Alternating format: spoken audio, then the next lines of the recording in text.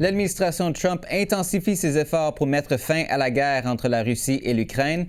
Des responsables américains et russes se sont rencontrés aujourd'hui pendant plusieurs heures à Abu Dhabi.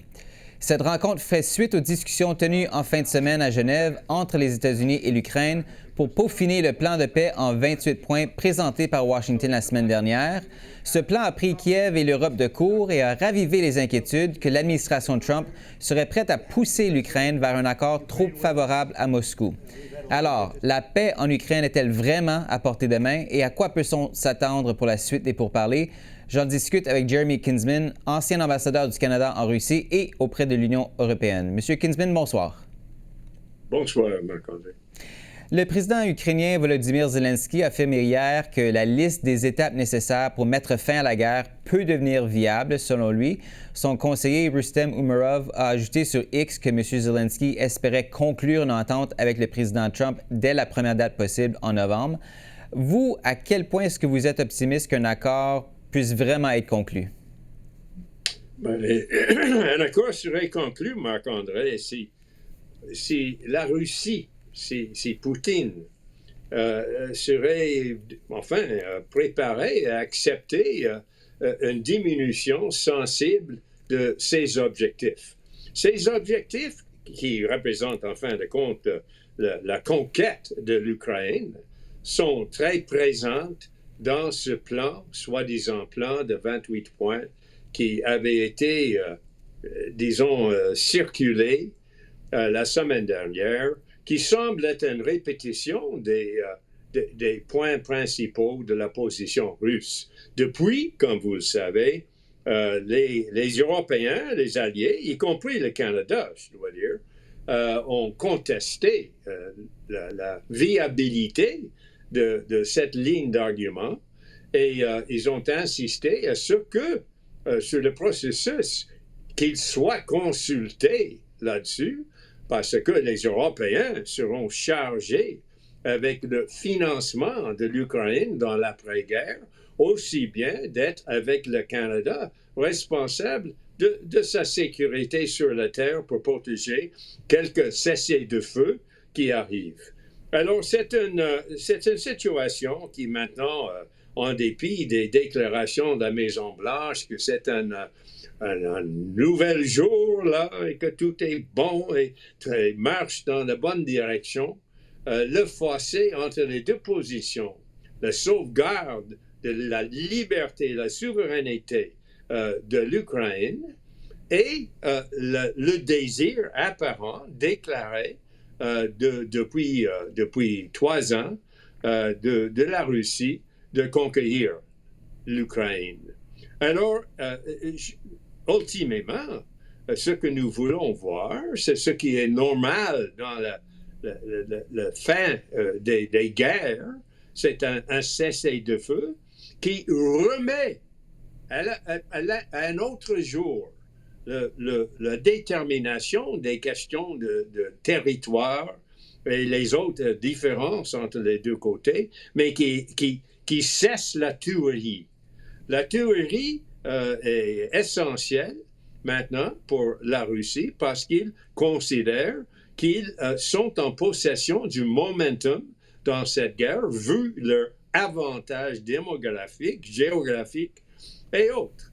Et je ne vois pas comment la Russie va maintenant se retirer de ses positions, et particulièrement parce que les États-Unis refusent de reconnaître qu'ils ont tort, qu'ils ont commis un crime en envahissant l'Ukraine. Alors, c'est une situation très irréelle, très anormale, et les adultes, les Européens et d'autres, et j'espère aussi M. Carney, essaient d'y porter un peu de stabilité et de sagesse. L'Ukraine, on le sait, subit d'énormes pressions pour mettre fin au conflit. M. Trump multiplie les échéances. L'armée ukrainienne perd du terrain. Il y a un scandale de corruption actuellement en Ukraine qui ternit l'image du gouvernement. Kiev manque d'argent. Quelle marge est-ce que le président Zelensky, quelle marge de manœuvre a-t-il vraiment dans le cas échéant? Ben, je ne veux pas être romantique, Marc-André, en disant qu'il a le marge de bien vouloir protéger la liberté de son pays. C'est un principe qui est très fort. C'est le principe, la norme principale qui s'est émergée de la fin de la Deuxième Guerre. C'est en fait 65 millions de personnes ont été tuées, ont péri dans cette guerre. Et un des résultats fondamentaux, c'était la détermination que ça ne devrait s'arriver jamais, jamais dans l'avenir. Et voilà l'invasion par un pays de son voisin par force est bien la réalité en ce moment. Alors, Zelensky a la vérité derrière sa position. Ben, il a besoin de la force aussi pour se résister à la Russie.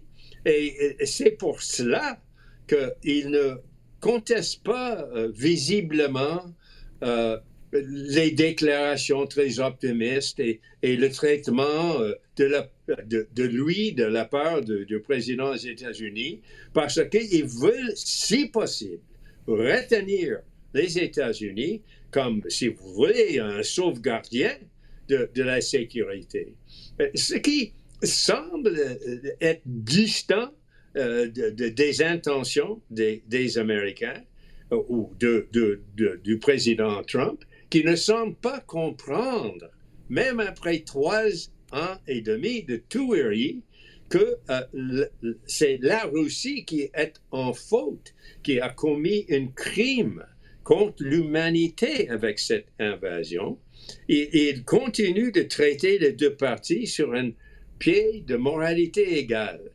Et c'est insensé, à mon avis. Justement là-dessus, vous avez évoqué la position de l'Europe. On le sait, elle s'inquiète beaucoup qu'on donne à Vladimir Poutine une victoire si on réussit à conclure un accord qui est plus favorable à Moscou qu'il devrait l'être. Qu'est-ce que ça représenterait pour l'Europe, une telle victoire pour Vladimir Poutine, en termes de risque d'un prochain conflit sur le continent européen? Ben, Poutine nie qu'il a la moindre intention d'envahir ou de causer, je ne sais pas, d'utiliser la force contre les voisins de l'Union européenne et de l'OTAN. Mais ces assurances par le passé ont été démontrées d'être très vides. Alors, est-ce que c'est raisonnable qu'ils le feront? Je ne sais pas. Personnellement, je crois que ça serait une foutaise totale de la part de la Russie. Mais il continue de poursuivre un genre de guerre virtuelle, une cyberguerre, une guerre de désinformation, de provocation en Europe. Et évidemment, les Européens, particulièrement les bases, les pays baltiques ou les Scandinaviens, ont l'obligeance de se protéger là-dessus.